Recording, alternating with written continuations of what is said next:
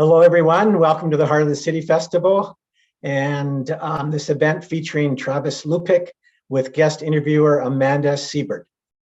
My name is Terry Hunter, and I'm the Executive Director of Vancouver Moving Theatre and artistic producer of the Downtown Eastside Heart of the City Festival. And I live here in the Downtown Eastside. I have lived here for over 40 years.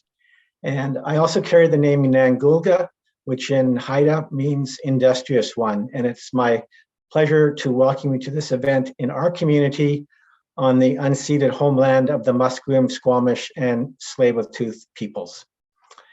Travis Lupick is an award-winning journalist who has written for the Los Angeles Times, Los Angeles Review of Books, and Vice magazine, amongst others. He's the author of Fighting for Space, How a Group of Drug Users Transformed One City's Struggle with Addiction, a book situated in Vancouver's Downtown East Side. We were honored to have Travis present on this book at last year's 2021 festival, and it was a very fascinating and illuminating conversation. And we're now thrilled to have Travis back again to present on his most recent book, Light Up the Night, America's Overdose Crisis and the Drug Users Fighting for Survival. Light Up the Night is told through embedded reporting focused on two heroic activists and is described as, quote, the story of courageous people stepping in where government has failed. Welcome, Travis. It's great to have you here. Thank you so much for having me back. It's also my pleasure to introduce Amanda Siebert, who will be interviewing Travis after this presentation. Amanda is an author and freelance multimedia journalist focusing on the intersections of culture, business, science, and health in the cannabis and psychedelics spaces. She is a contributing writer at Forbes and Leafly, as well as the co-founder and editor-chief at Inside the Jar, an independent publication focused on drug culture in Canada and the United States. Her book, The Little Book of Cannabis, How Marijuana Can Improve Your Life, was published in 2018. Welcome, Amanda. It's great to have you here. Thank you so much for having me. I'm really excited to be here. So today's event starts right off the top with Amanda interviewing Travis for about 40 minutes. And then we have a few people sitting here who have an opportunity to ask some questions. And so that's the format, interview followed by some Q&A from some of the folks that we've assembled here to listen to this event. I hope you enjoy it, and we'll see you at the end of the event. I'll be back again. Amanda and Travis, over to you. Thank you so much for that intro, Terry. Travis, I'm so thrilled to be hosting this interview. Fun fact for the audience, in another life, Travis and I worked together at the Georgia Straight, an urban weekly newspaper here in Vancouver. Travis, before we get to Light Up the Night, I want to ask about your work as a journalist. Why do you choose to write about addiction, the overdose crisis, and things like harm reduction and drug user activism? Yeah, first let me say it's great to see you again. It has been a while since that other life. I got my start right there in that other life. I was a staff reporter at the Georgia Straight newspaper and a general assignment reporter. So, writing about anything from City Hall to the cannabis industry to immigration. And in 2015, mid 2015, my boss, the editor then, Charlie Smith, asked me to write something about overdose numbers. We'd noticed that they were ticking up. That hadn't really been an issue in the city for more than 10 years at that time, 15 years. And so we thought we'd write something about it. And it was kind of a one-off story, and then on to the next thing. And then a couple months later, we noticed that the numbers were going up again, that there was another increase. And so we wrote another story and on to the next one. And that's kind of how it went for the next year, 18 months, is these overdose numbers just kept going up and up. And when initially no one knew what was going on. And so we kept writing more about it, trying to figure that out. And later we figured out that was fentanyl. That was the arrival of this synthetic opiate fentanyl that was replacing heroin in the city. I mean, it's almost a household word now. But back then there was this kind of mystery around why the overdoses were increasing, which made it all, so much scarier. And so it was really natural, organic, that just kind of became my full-time beat. As the deaths went up and up and up, we gave the topic more and more attention, and Charlie was good enough to let me stay on it. And kind of tragically, it just became a full-time job. And the books grew out of that. And that's what I've been doing for the last almost 8 years now, is nothing but this overdose crisis that just will never end. So I know Fighting for Space, your first book, took a different approach. How did you come to write Light Up the Night specifically? And how did you meet Jess Tilley and Louise Vincent and decide to tell their story? Yeah, Fighting for Space was very localized. That was a Vancouver story. That was the story of downtown Eastside harm reduction. Set very much in the context of the current overdose crisis, though. For younger viewers that might not know, that Vancouver has been through something like this before. Our city went through a terrible overdose crisis through the 1990s, where the deaths were so high that we completely revolutionized how we respond to addiction, and we embraced this thing called harm reduction, and we opened the continent's first supervised injection site. And that's the story that I tell in Fighting for Space. The idea being, the continent now is in an overdose crisis. Vancouver's been through this before. Maybe we can take a look back, show them, talk about how Vancouver responded, maybe some mistakes that we made. Maybe we can save everybody some time in how we respond this time around, and hopefully save some lives. So that was a historical story set in Vancouver, but again, in the context of the overdose crisis. And in some ways, Light Up the Night kind of picks up where that book left off. Different characters, different setting. This one is not in Vancouver, but in the United States now, and kind of skips around the country a little bit, but telling that same harm reduction story. The United States is about, well, depending on the area, 10, 15, 20 years behind Canada when it comes to harm reduction. A lot of jurisdictions don't allow needle exchange, which Vancouver embraced in the early 1990s. New York City is the only location in America with a supervised injection site, whereas Vancouver opened our first one in 2003. And so, while it's different characters in a different setting and even a different overdose crisis, it kind of picks up that harm reduction story where Fighting for Space left off, talking about where America is today, drawing parallels there. I didn't know that I was going to write Light Up the Night about Louise Vincent and Jess Tilley when I started to kind of poke at that continuation of the story. I was on a book tour through the United States, talking to a lot of people involved in harm reduction. And the second I met both of them, I knew that they were such special people doing such incredible work in response to the overdose crisis, and that I had learned more about their stories. And so I met Jess Tilley first in Boston, Massachusetts, and then I met Louise Vincent a couple of weeks later in Greensboro, North Carolina. And again, I met one and I said, this is amazing. I have to know more about your story. And then I met Louise and I said, this is amazing. I have to know more about your story. And then as they told me their stories, I found out that they were actually very close friends working together. Leading this movement, this harm reduction movement that was emerging in the United States. And that became the book right there. These two incredible people living in different parts of the country in different jurisdictions with radically different responses to the overdose crisis, but working closely together, forming this new movement completely of people who use drugs, which was a voice, we'll talk more about this, a voice that's been missing from the discussion of the overdose crisis for so long. Wow, I'm just marveling at how you met them on a book tour, and then, yeah, that's incredible. So there are a lot of books about the overdose crisis. What is different about this one, which, by the way, I just received in the mail today? Thank you. There are a lot of books about the overdose crisis, and I've tried to read them all, and I believe that this one is different.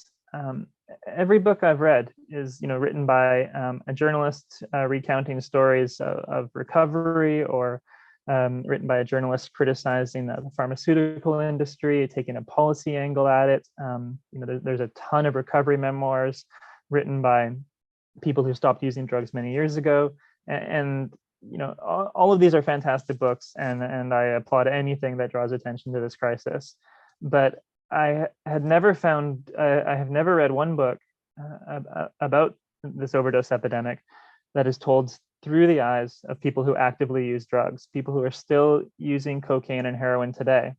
And that's really important, because in the United States, it's 100,000 of those people that are dying every 12 months now, every year. Just an incredible number, compared to an annual average of roughly 14,000 about 20 years earlier. So over 2 decades, from 14,000 to 100,000 is the increase in overdose deaths that we're seeing in the United States right now, at a similar rate of increase to Canada, I should mention. But as there's so many books written about those numbers, written about this crisis, and none of them are told by people who actively use drugs. And so that's the voice that I wanted to get out there. That voice that's not invited to policy discussions in Washington, to that voice that is not invited on radio shows or television when there's something to talk about. I wanted to give a voice to people who actively use drugs, who are dealing with the arrival of fentanyl today, and who in so many ways have been responding to this crisis for years, before policymakers even knew it existed. I had a hunch that there was a lot to learn from them, and I was right. So in taking that lens, this book does spend a lot of time talking about mental health and trauma, and how these challenges fit into addiction, and what informs it. Why are mental health and trauma important to a book about the overdose crisis? That's where this all begins. Canada and the United States are 2 countries that essentially do not have a mental health care system. We give it a little bit of money, and we have a few places where people can go, but it's so incredibly underfunded and so ill-equipped to deal with this mental health crisis that we struggle with in North America today, that relative to the need, I can say that it barely exists. And one of the consequences of that is people going to seek their own solutions to their mental health crises. And if you don't have the right tools, if you don't really have access to money, if you don't have money, you're going to be dealing with that by yourself. And a lot of one way that's available to people is drugs, is heroin. Jess Tilley and Louise Vincent are really open about the struggles that they've experienced, in the hope that other people will speak more openly about those sorts of things. Jess suffered sexual abuse as a child. Louise Vincent struggles with bipolar disorder and has never just quite fit into the world. And these are 2 people who, again, the mental health care systems failed, and who eventually self-medicated with drugs until they were addicted. They are, fully functioning members of society who are accomplishing more than just about anybody else I know, organizing people on a national level. But they also happen to struggle with addictions, and that's a result of the failures of our mental health care system, the failures of how Canada and the United States deal with trauma. It's we say people slip through the net, but there isn't even a net here, and the overdose crisis is a consequence of that. Thank you. So without giving away too much for people who are watching who may not have read the book yet, can you elaborate a little bit on how the stories of Louise Vincent and Jess Tilley fit into the overdose crisis? Yeah, they fit into the overdose crisis the way that so many drug users' lives do. They are affected by fentanyl. They are out there dodging it every day. Literally dodging it, not knowing what's in their drugs, because we don't, we keep the drug supply illegal, so no one knows what's in it.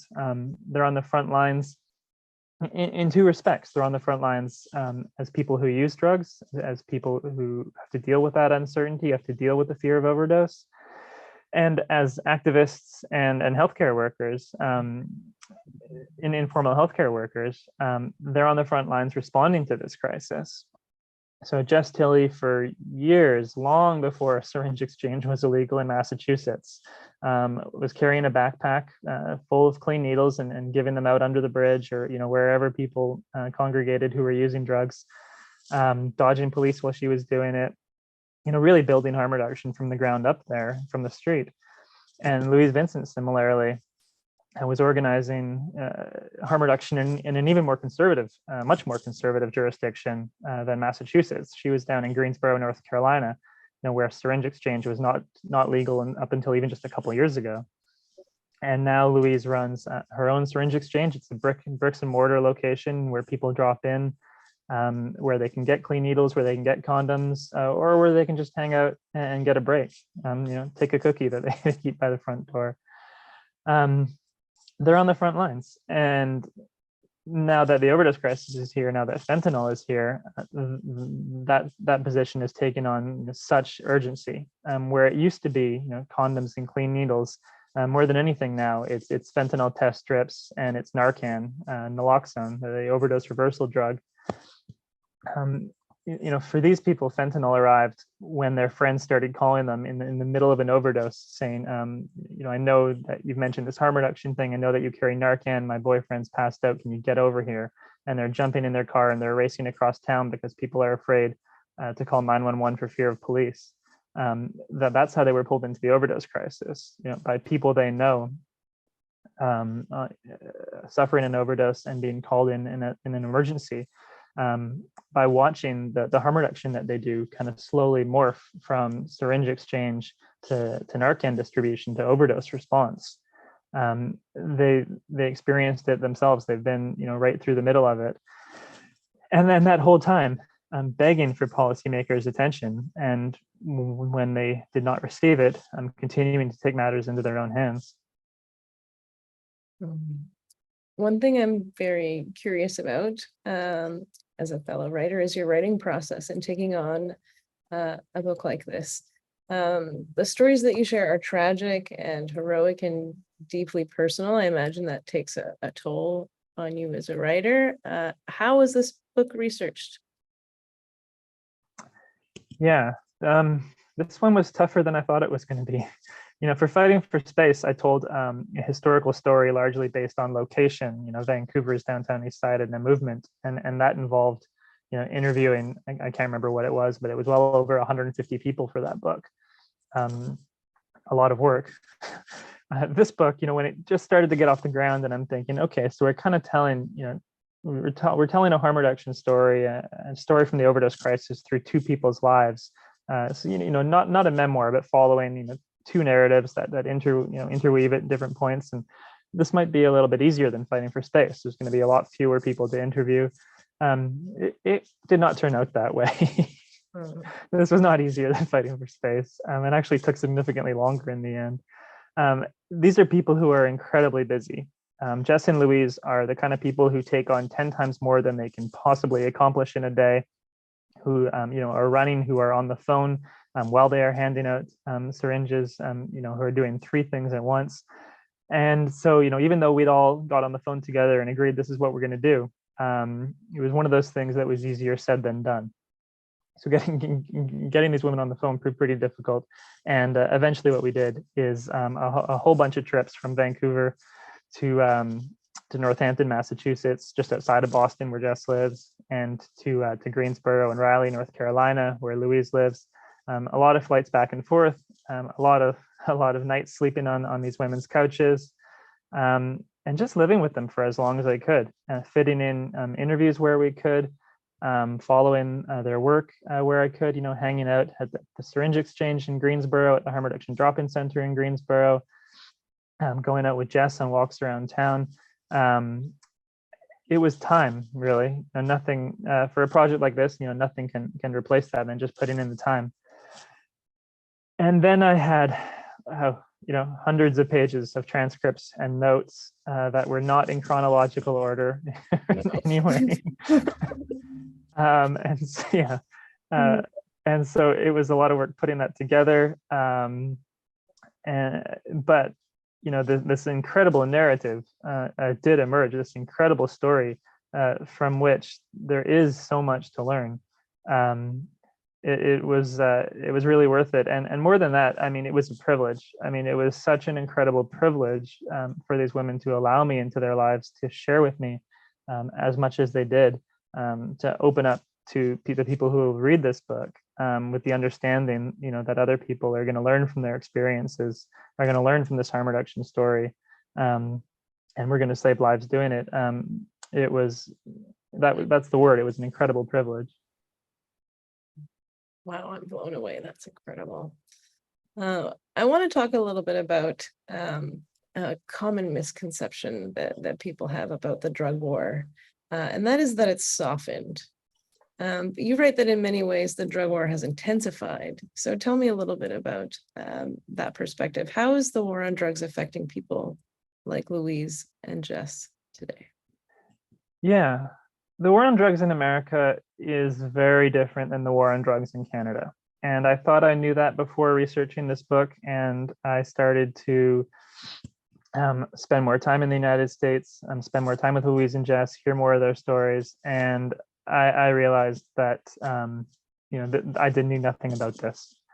That the persecution that these people face by police south of the border is just unlike anything that we have in Canada. And I'm not a big fan of how the police respond to people who use drugs in Canada.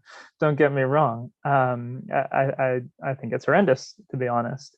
But like a hug compared to what people who use drugs deal with in the United States.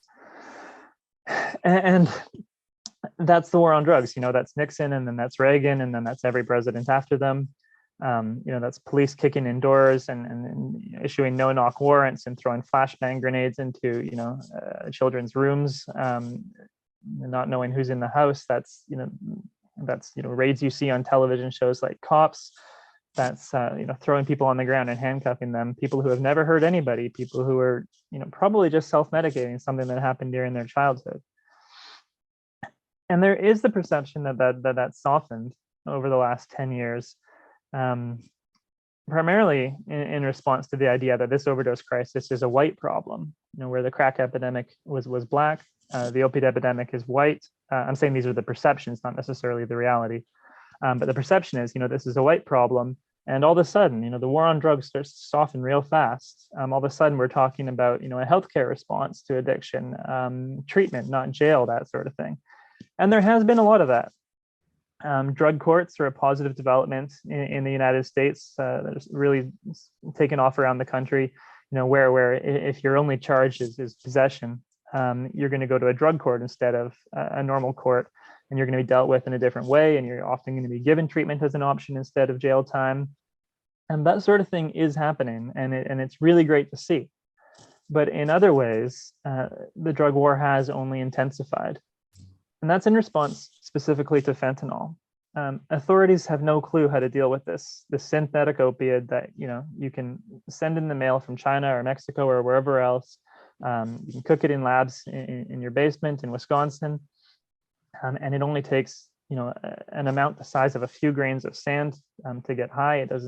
It's significantly easier to transport, to grow than heroin. This is fentanyl, and this is something that policymakers just have no idea how to deal with. And so what they're doing is, what they do know, which is the war on drugs. And they're saying this is a more dangerous drug, so we're going to come back at it harder. And so what you've seen is the rise of something called a drug-induced homicide charge, death by distribution in other jurisdictions. This has been around for a while, since the 1980s, but was never really used until the last 5-10 years.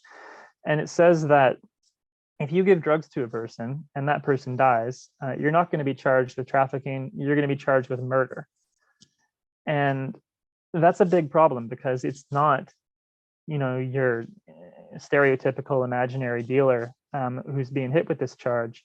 As I detail in the book, the kind of people who are going to jail for murder, as I described it, are a boyfriend goes out to cop for him and his partner, goes out to buy drugs for him and his partner, comes back, they share a bag of heroin, and the next morning one of them wakes up and one of them does not, and now that woman who woke up, not only did she lose her partner, but she's going to jail for it. It's, you know, a brother in a similar situation. His brother was struggling with withdrawal symptoms, for example, and he went out and got a bag of heroin, you know, because maybe methadone wasn't available in that area. There was fentanyl in that bag. He didn't know it, but his brother overdosed, and now he's going to jail for it. This has been studied pretty well by the Drug Policy Alliance, and those are the kind of people who are going to jail and under this drug-induced homicide charge. And that's probably the most severe intensification of the war on drugs that I think we've seen in more than a generation. We've seen the development of drug courts and, you know, treatment, not prison, and that sort of thing. But authorities are going after people with this death by distribution charge hard. The Drug Policy Alliance is keeping really great statistics on it, and they're going up and up. And like I said, probably the greatest intensification of the war on drugs that we've seen in a generation. And just like every aspect of the war on drugs, you know, it is Black and brown people that are being hit with these laws significantly harder than people who look like you and me. They're being applied in disproportionate ways, the same way that every single law that falls under the umbrella of the drug war has ever been applied. And that's only getting worse today. So what you've just shared, I think it really highlights the lens you took with your book and what we touched on earlier, you know, what separates it from other books out there that talk about the overdose crisis. You know, you've said that this book was written to give a voice to people who use drugs. So I want to ask, what is that voice saying, and what do drug users want to see in response to the overdose crisis? Harm reduction. Well, they want an end to the war on drugs. You know, they don't think that prohibition is helping. They think that fentanyl is actually a result of prohibition. You know, because drugs are illegal, heroin is hard to smuggle, fentanyl is easier to smuggle, so that's what we're going to do. That's really, you know, the primary consequence of the war on drugs is fentanyl and overdose deaths. So they want an end to the war on drugs, but they're realistic, and especially in the United States. You know, we're seeing some fantastic experiments here happen in Vancouver and British Columbia, but in the United States, where again, there's 100,000 people dying every year, we are so far from that. You know, it's just forget the politicians. You know, this is mainstream. It is mainstream opinion to support the war on drugs. You know, most people might, you know, say that they're against it, but then you ask them, well, do you think people should go to jail for drugs? They'll say, of course I do. Well, but you just said you're, you know, against the war on drugs. There's mainstream support for the drug war here, and so it's a long way towards getting what people who use drugs actually want. But falling short of that, it's harm reduction.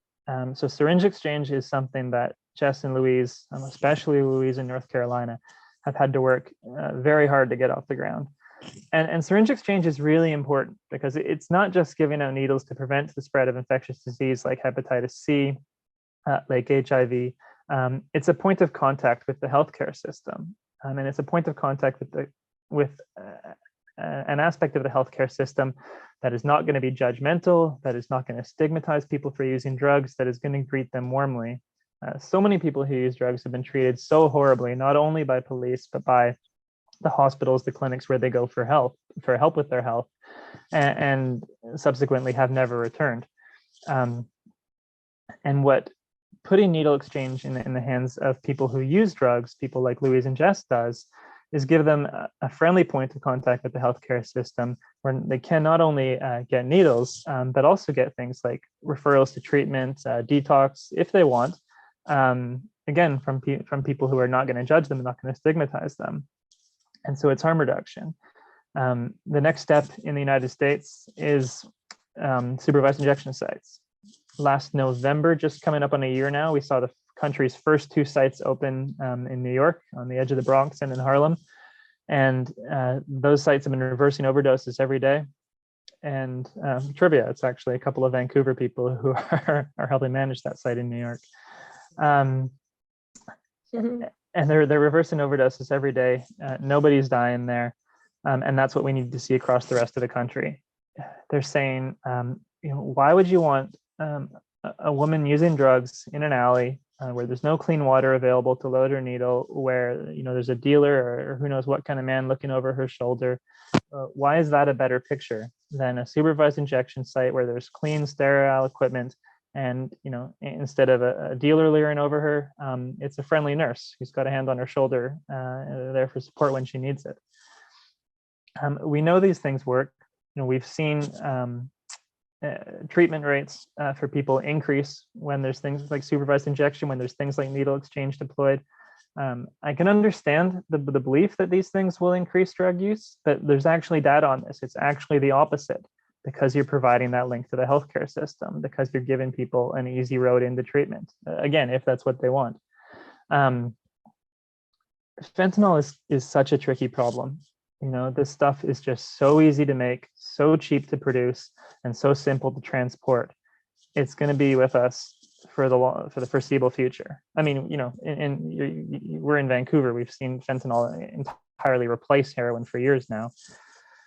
And so you need supervised injection. You need to give people a place where they don't have to use alone, where they're also not going to be judged, where they're not going to be stigmatized, where they feel comfortable, where there is someone around to respond in the event of an overdose. More than anything, that is the number one message. Don't use alone. And to fulfill that message, we need to create places where that can happen, where they're comfortable. Thank you. So you've just mentioned this concept of harm reduction, and that many people kind of have some misconceptions about it. This idea that perhaps it causes people to use more drugs, that it causes more harm. Why is it important for readers to understand this concept in a deeper way? There's something called the iron law of prohibition that was a really fascinating concept when I stumbled across it. And like I said a minute ago, I get the logic behind a lot of common conceptions around the war on drugs, around addiction, around harm reduction. And for a long time in my life, I thought if you put people in jail for drugs, other people are going to be scared off of drugs, and we're going to help people because fewer people are going to use drugs. Drugs are bad. We got to put people in prison who use drugs. I get the logic. It's just that that's not actually how it works out.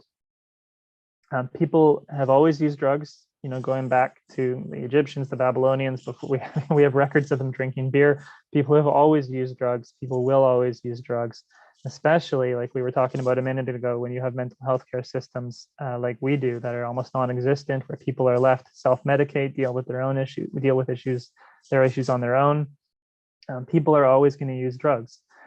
And especially, when we have a society with so many mental health challenges as we have right now, with social media, with COVID now, with isolation, with people forced into isolation, with inequality. I think inequality is one of the biggest drivers of this overdose crisis. People are always going to use drugs, and prohibition, the war on drugs, is not helping them. There's going back to that iron law of prohibition I mentioned a minute ago. What this says is, when you make a drug illegal, you're not going to reduce the supply of that drug. You are going to increase the supply of a more potent form of that drug. And so when Vancouver, for example, started cracking down on opium dens in the downtown east side 100 years ago, we found a more potent substance that takes up less space, and that's heroin. And 100 years later now, in 2014-15, we found that when heroin, it was tough to get through borders, was tough to get around police, we found this drug fentanyl, significantly more potent, much easier to transport. You can cook it in a basement lab instead of cultivating a poppy field and paying farmers for the harvest and everything. This is just so easy that's what dealers are going to do. And so there's the misconception, we think that the war on drugs is going to help people. All it does is create more dangerous drugs. And all it does is create more reasons to do drugs. I can't think of what we do when someone's caught using drugs. We put them through the courts. That takes months for some people. We hang that over their head. Just the worst anxiety you can imagine. Am I going to jail? We throw them in jail, where they meet all sorts of other people with problems, where they're traumatized, they're put in the worst situation we have in North America in prisons, and then they get out of jail, And we make them check a box on employment forms that says, have you ever been convicted of a felony? And so if they're harassed by police, they go through prison, and then they get out of prison, and they're unemployed for the rest of their life. And so what are they going to do? Maybe they're going to sell drugs. I can't really think of a system that we could design that would encourage drug use more than the current one we have with prohibition. This is not helping people. And on the flip side of that, you have harm reduction, where again, I get the logic. I can understand why you would think that this could make people do drugs, but we have the data that says that it does not, that it does just the opposite, that it helps people stop using drugs, that it removes so many of the reasons that we have for doing drugs. If you read authors big in the war on drugs today, Johan Hari or Gabor Mate are two that big ones that come to mind.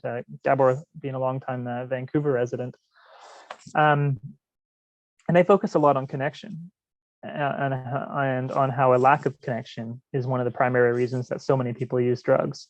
And what harm reduction does is rebuild that connection. If people were tossed out of their homes, if their relationships were ended, if their friends and family cast them out for using drugs, a friendly needle exchange like Louisa's in Greensboro, or Jess doing her mobile thing with her backpack in Northampton and Boston, that's a connection. That's a hug for a lot of people.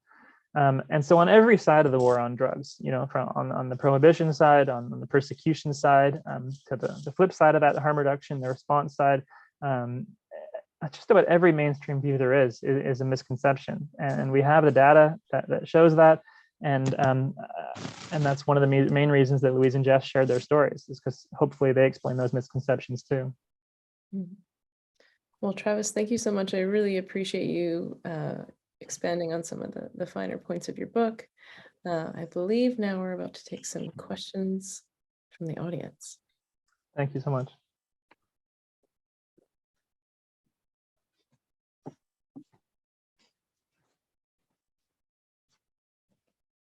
Kimit, I think it was you had a question for us? Oh, now, hey Travis, how's it going? It's David. Oh, David, a friendly face. So great to see you. You as well. Where are you? I'm down in Southern California now. Of course you are. I guess I just had a couple things. I came in late, and so I missed the first 15 minutes, but I heard the rest of it. And I guess I just wanted to bring up a few things. Like, for those of you that don't know me, Amanda, I live in the downtown east side. I've been an activist here for 12 years or so. Terry, I run a theater company and some other stuff, but when you were talking about trauma and people using drugs for that reason and things like that, the downtown east side and demographics like it, do you think that it'd be important to sort of redefine what trauma means? Because I think most of us seem to think of it as something really horrific, but it's subjective. And like when you mentioned Gabor Mate, he and I have butted heads for many years about this. Gabor could do that. Yeah, because he believes that people use drugs because of trauma, where like I'm no longer a drug user, but I was for many years. But I came from a really good family, and for me, it was something that was fun. And that was a way to transcend things faster than doing it my own way. And I know plenty of people like that. And I'm just sort of wondering if you have any thoughts about that, I guess. Yeah, how do we define trauma? Yeah. Well, first of all, let me just say, we're lucky to have David here. He's done a lot for harm reduction in the downtown east side for many years. It's great to see you, David. Thanks, man. I agree. We need, I think, just about the widest definition of trauma that we can apply is really what we should be applying. Right. Certainly, the consequences are dramatic when there is, your more, for lack of a better word, stereotypical trauma, childhood physical abuse, childhood sexual abuse, that sort of thing. We have real hard data So there's something called the Adverse Childhood Experiences Study, which shows, if you've experienced sexual abuse as a child, you're going to have a significantly higher chance of using heroin later in life, Right. Which I think is important, because I'm sorry, and where is that data coming from? the Adverse Childhood Experiences Study. This is just, I think, one of the most important studies that's really ever been done on drug addiction, and that comes out of Kaiser Permanente, which is a healthcare organization from California. And it actually started not with drug use, but with obesity. They started looking at why people overeat. And it was almost by accident that they found that a lot of people who are significantly overweight when they are adults experienced some form of trauma when they were a child. And over the next 10, 20 years, the study expanded out to include tens of thousands now. Actually, there's tens of thousands of participants in this study, or at least their health records are in this study.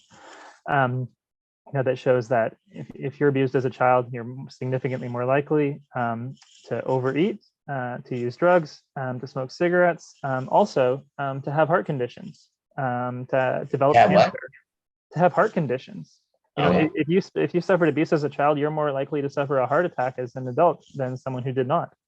You're more likely to be obese. You're more likely to have a stroke. All kinds of things. We've learned that your more stereotypical trauma is very bad for you, in ways that we might not have thought. But getting to your question now, sorry for taking so long. I think just as complicated, damaging, whatever word you want to use, for a lot of people is this much broader definition of the word trauma. So it could be, perhaps, and of course it does not have to be physical in any way. It could be that you were your parents divorced. That's another adverse childhood experience that's been studied quite closely. If your parents divorced, you're significantly more likely to use heroin as an adult. If you were adopted, if you struggled with racism, if you felt racism your whole life,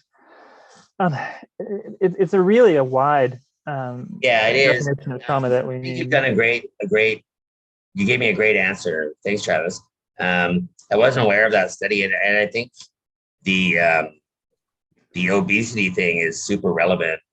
I have another question also, or maybe first. Let me just say your first question is more important today than it's ever been because of the traumas of isolation that have come with COVID-19, because of the traumas of mental health that have come with social media. And you comparing your entire life to people's cherry-picked moments on Instagram that have been run through Photoshop, and these are traumas too. We just, as a society, we have a lot of mental health problems, and they can be traumatic for so many people. And because we don't have a mental health care system, people self-medicate with drugs, and that can lead to addiction. I think you're right. I think you're right. My other thing I was just going to mention was, as a person that lives in the downtown east side and in Vancouver and has been here on and off for 15 years or so, but I think you're aware of this, and the rest of you will know now, but I used to sell drugs, and I was one of the last people in the downtown east side to sell heroin before it switched to fentanyl. And where we couldn't get heroin anymore. That was about 5 years ago. But now fentanyl is also very difficult to get. So everybody's looking for good fentanyl. And so there's mostly it's a concoction of caffeine, a new drug that is being made in Mexico, which is similar to fentanyl, but it's still able to be shipped. I can't remember what it's called. It starts with an I, but and the benzos, which we have, Xanax and that sort of thing. Yeah, and about Cass, like me and Jordan, and so we were the group that were responsible for getting the first carries in Canada, for people to be able to get, and that was because of COVID. We were able to get people to get, 17 8 milligram pills of Dilaudid a day, and 4 Ritalin pills, like for people that had meth issues. And so COVID sort of helped us as far as safe supply goes, which is really ironic, I think. But however, what happened with that is the idea was that we could flood the market so that people on the street were no longer selling these things because anybody could go get them. But what has happened is everybody collects them and then they sell them to other provinces and they ship them to other provinces, and then get an e-transfer back. And they're still using the black market for all these things. In this neighborhood, there's a really, really, really horrible misconception that people are, forced to use fentanyl and forced to use these things where it's actually manufactured in this neighborhood and disseminated through this neighborhood, distributed through this neighborhood by the people in this neighborhood. And I think that's important to know. That it's not about, being a victim. It's being a creator of victims in this neighborhood, which I see every day. And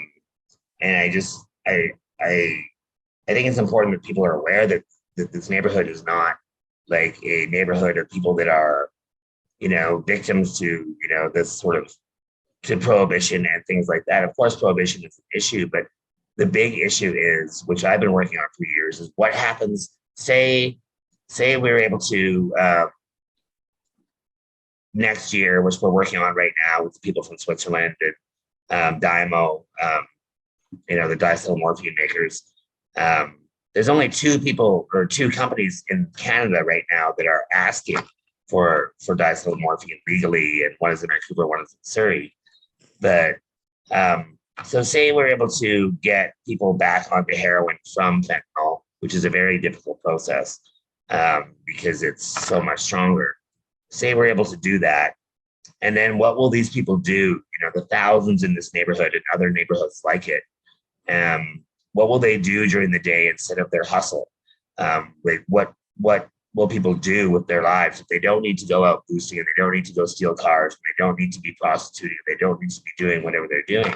What will they do with their day and how can they be productive members of society?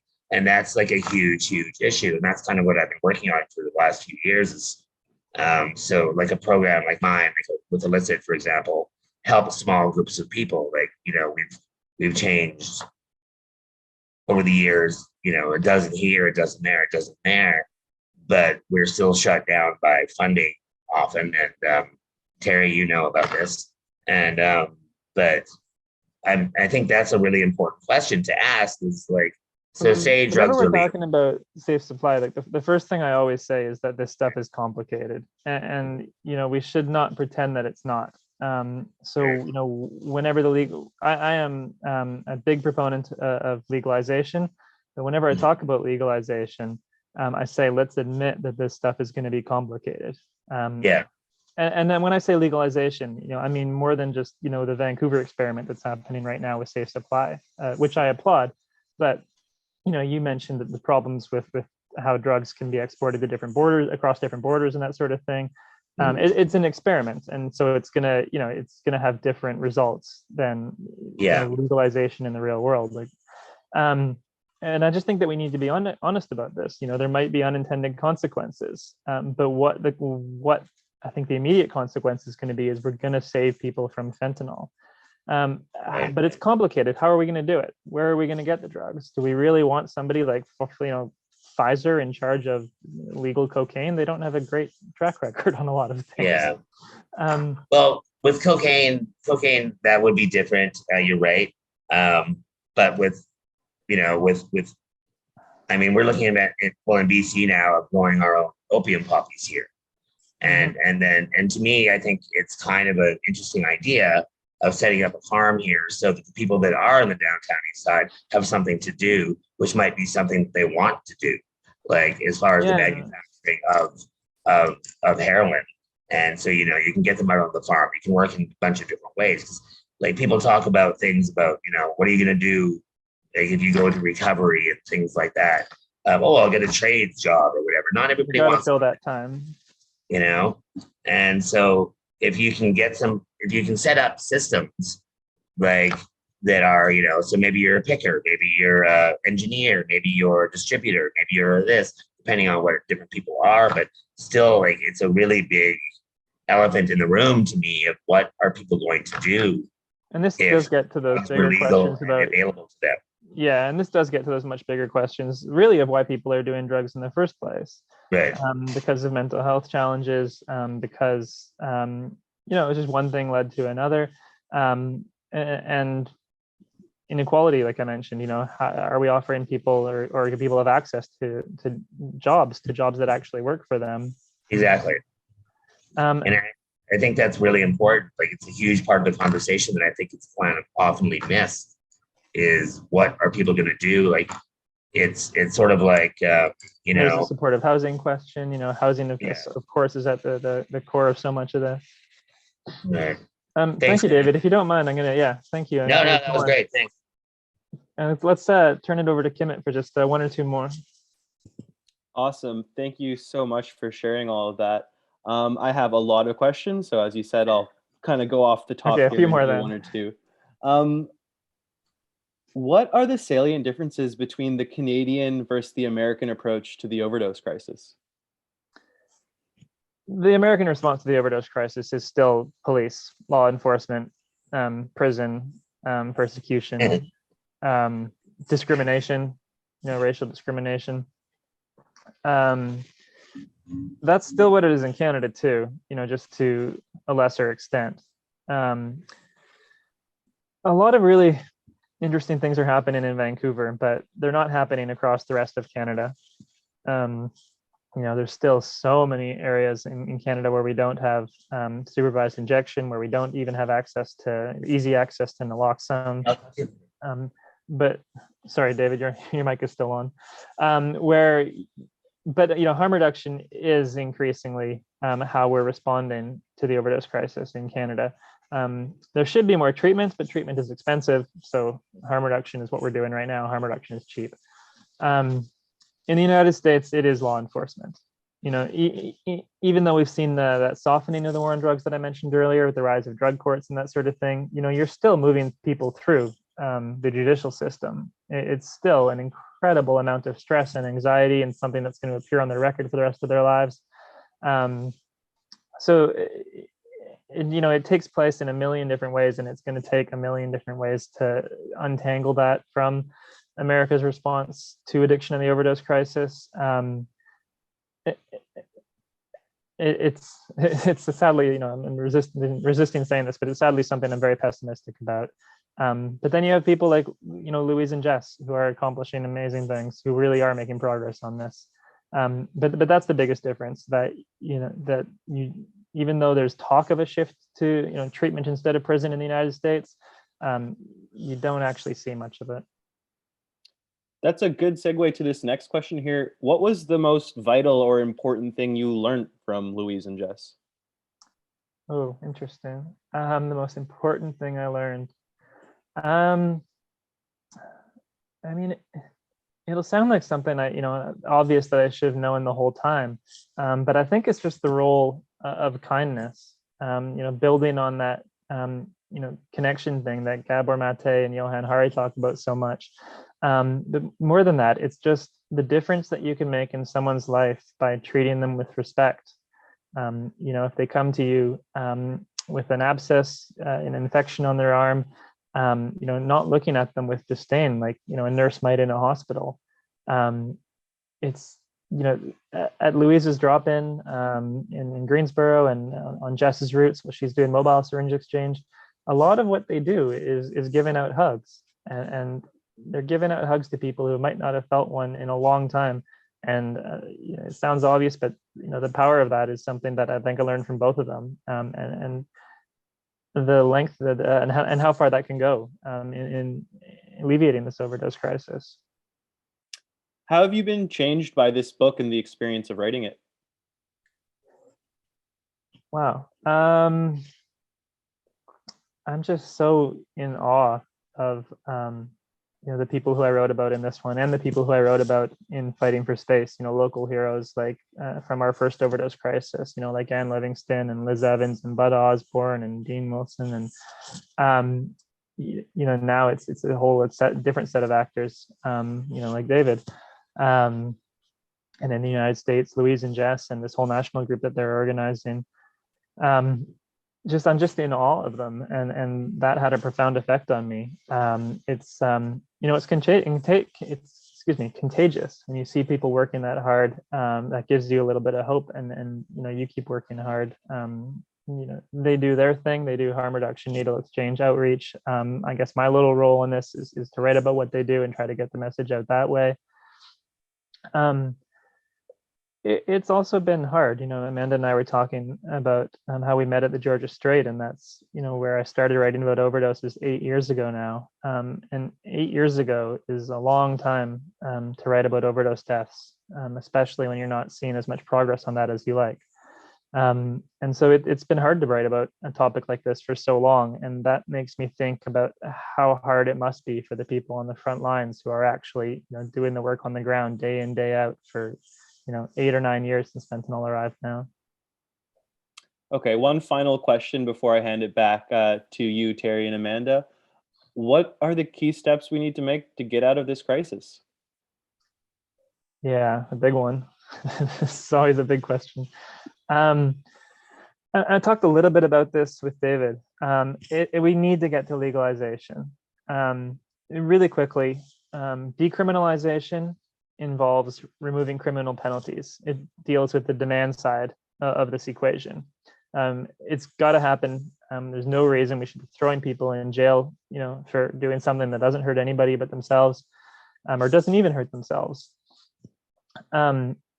Legalization involves decriminalization as its first step, and then goes one step further. Instead of just dealing with the demand side, it also deals with the supply side. And legalization is what we need to address fentanyl and this just skyrocketing rate of overdose deaths that never seems to end. This is something that this is a conclusion that I came to slowly over a number of years and reluctantly. It took some time to convince me that legally distributing heroin was a good idea. But I think if you accept two basic truths, and I think they are truths: one, that people will always use drugs, and two, that fentanyl is here to stay. I've studied this really closely for 8 years, and I do not know what else we can do to save lives but legalize drugs, provide a clean supply, and replace fentanyl that way. It sounds scary, and I think we should be honest about, like I discussed with David, the complications, the complexities of that, the potential unintended consequences. But I do not know what else we do at this point to reduce overdose deaths than legalization and giving people something, a known substance, as opposed to the uncertainty and the fentanyl of the street. Thanks so much, Travis. I'll bring back Amanda and Terry to wrap this up. Thank you.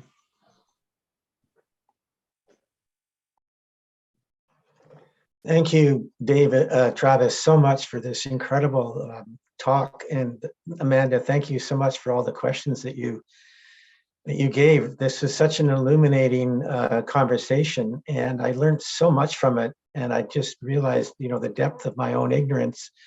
I, for example, I thought that fentanyl was something that was a drug that was just put into other drugs. And I did not realize that it's taken as a separate drug unto itself now.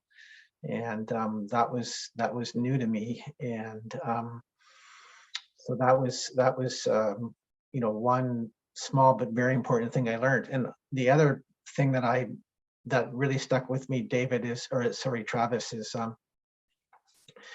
your comment that Canada and the United States do not have a mental health system. And when that was said, that just a big light went off in my head. It was like, oh, of course, that explains so much, that we're not looking, we have a health system, but we don't have a mental health system, and all that implies, and all the services that come with that. I also, Travis, wanted to take this time to thank you so much for, all the incredible work that you've been doing. This is a very hard role, I know, to undertake. I've lost friends to this crisis, so it's very close to me, and I can get very, emotional even just thinking about it, about the ones that I've lost, and I can't imagine what it's like for you. I'm sure you've lost lots of folks, and the determination and the commitment and that you've given to really digging deep into this subject is really profound, and the work that you're doing is so vital and so important. And sharing this with us in this place so that we can learn from all that is that you've done over these years. So on behalf of myself and the festival, the Heart of the City Festival, our staff and our community, thank you so much for all the incredible work that you're doing. Thank you so much. And thanks, Amanda. I have to tell people, Amanda has a new book out this month that touches on a lot of these subjects called Psyched, 7 Cutting-Edge Psychedelics Changing the World. And I tried to find a place to fit it into our conversation and I couldn't, so I really have to shout it out here. It's somewhere on this bookshelf, but I don't know where it is because I was just reading it. But it's called Psyched, and you really should go pick that up too. Thank you. And I'll do a final, thank you, Amanda, and I'll do a final plug for your book. This is it's a long one. Light Up the Night, America's Overdose Crisis and the Drug Users Fighting for Survival, which I'm going to go online to my favorite bookstore and order the book so that I can read it. On behalf of the festival, the Downtown Eastside Heart of the City Festival, thank you so much, Travis and Amanda, for this really insightful and important conversation. As you said, Travis, it's complex and it's a huge challenge, but it's through conversations like this that hopefully we can move forward to better solutions and better paths. And we wish you all the best with becoming a father in the next month. Thank you so much to the festival for having us. I really do appreciate you guys giving this topic attention. Thank you. Thank you, everyone. Thanks for joining us here at the Heart of the City Festival, and we'll see you at another event here in the Downtown East Side. Good night, and we'll see you later.